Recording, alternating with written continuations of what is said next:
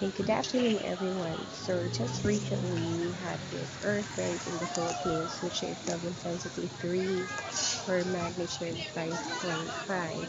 And here we have a video from Mr. Jaime Paulino, a netizen which uploaded this on his Facebook page or Facebook account.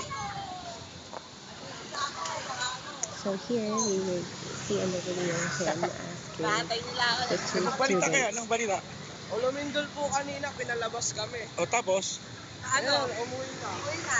Masaya Okay. kayo? Masaya? Oo. So he Yun, was asking the masaya. two students what happened. So they said that there was an earthquake and they were sent home.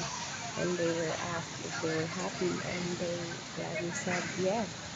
As you can see in the video also, there are employees and other students on the streets, of course. And that's what we would usually do, especially if we are inside the buildings or in our homes, right?